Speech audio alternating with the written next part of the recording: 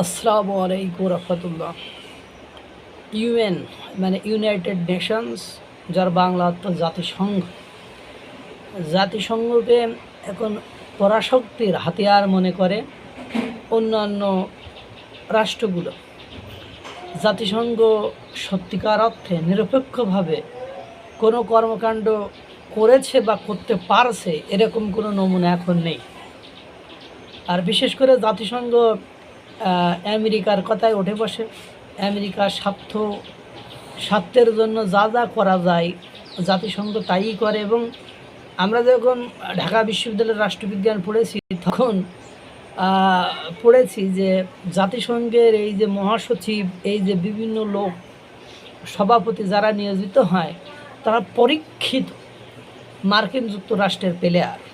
তাদেরকে পড়াশোনা, তাদেরকে দীর্ঘদিন ওই দেশে রাখা, যখন তাদের মনে হয় এরা মার্কিন যুক্তরাষ্ট্রের হয়ে অর্থাৎ ডোনাল্ড ট্রাম্পের রাষ্ট্রের হয়ে, যুক্তরাষ্ট্রের হয়ে একেবারে কাজ করতে পারবে, তখনই তাদেরকে নিয়োগ দেওয়া হয়। এটা জানা কথা। এখন ভারত হলো জ্ঞানী গুণী মুনি ঋষিদের দেশ। আমরা বাংলাদেশে বসে ঢাকা বিশ্ববিদ্যালয়ে রাষ্ট্রবিজ্ঞান পড়ে যদি এইসব কথা জানি, আর ভারত হলো জ্ঞানী গুণী মুনি ঋষি ধ্যানীদের দেশ, তারা এটা তো অনেক আগে থেকেই জানে। এখন বিশেষ করে আপনারা জানেন মার্কিন যুক্তরাষ্ট্র কিভাবে ভারতের পেছনে পড়ে আছে।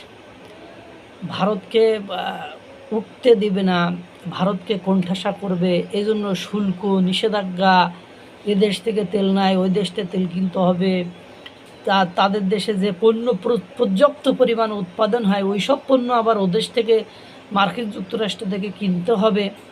তারপরে তাদের একটা অংশ, সীমান্তবর্তী অংশকে ট্রামল্যান্ড বা খ্রিস্টান অধ্যুষিত রাষ্ট্র তৈরি করার পরিকল্পনা করে।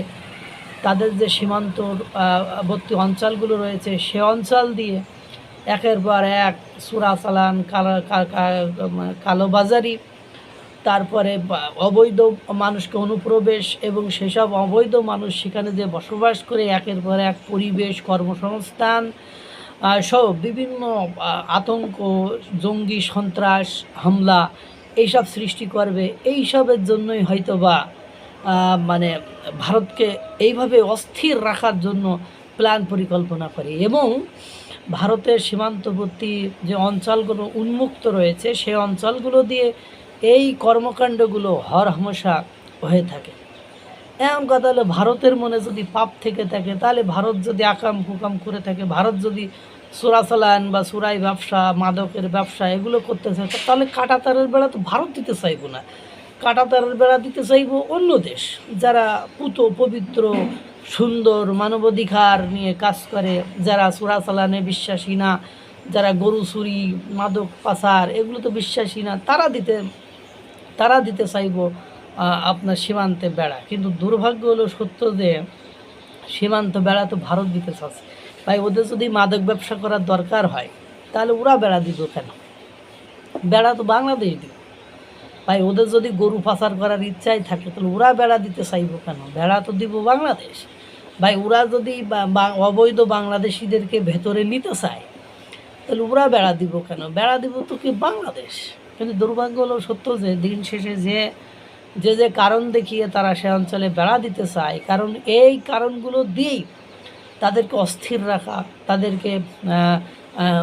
তাদেরকে সবসময় ওই দিকে মুখ করে রাখা, তাদের ওই বিষয়ে সবসময় ব্যস্ত রাখা, এই কর্মকাণ্ড করে তাদেরকে অস্থির রাখতে পারলে ও পরাশক্তিগুলো যে কর্মকাণ্ডগুলো করে বা যে চাওয়া পাওয়াগুলোর জন্য ভারতের উপর চাপ সৃষ্টি করে, ভারতের উপর শুল্ক আরোপ করে, ভারতকে নিষেধাজ্ঞা দেয়, ভারতের সাথে ব্যবসা বাণিজ্য করতে চায় না, সে কর্মকাণ্ডগুলো তো তারা অনায়াসে করতে পারে। কিন্তু ভারত ইউএন মানে ইউনাইটেড নেশনস অর্থাৎ জাতিসংঘকে বুড়ি আঙ্গুল দেখিয়ে বলছে, আমরা তোমার কথা শুনতাম না, কারণ আমাদের সবার আগে নিরাপত্তা দরকার।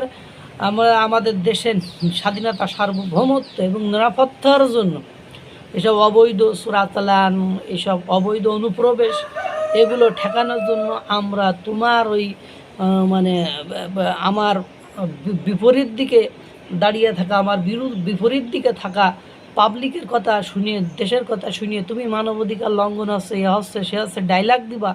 আর এরা বা আমার দেশে ঢুকে একের পর এক অশান্তি, কর্মসংস্থানের ঘাটতি, একের পর এক সন্ত্রাসী জঙ্গি মানে পনা সৃষ্টি করবে, সে ঝামেলা আমি পাইতে পারতাম না। বাবা তুমি ইউনিয়নে তোমার মতো থাকো, তুমি কাদের হয়ে কাজ করো সেটা আমরা ভালো মতো জানি।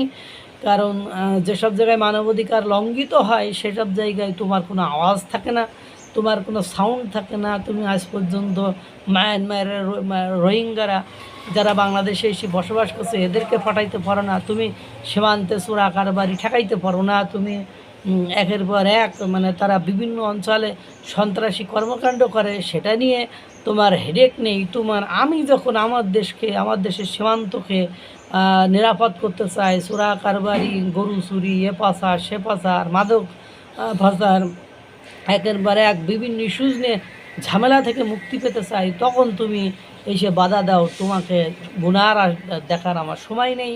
আমি সীমান্ত নিয়ে আমার সিদ্ধান্তকেই বাস্তবায়ন করব, আর সেদিকেই ভারত দুর্বার গতিতে এগিয়ে যাচ্ছে। আল্লাহ তাআলা সকলকে ভালো রাখুক, সুস্থ রাখুক। আসসালামু আলাইকুম ওয়া রাহমাতুল্লাহ।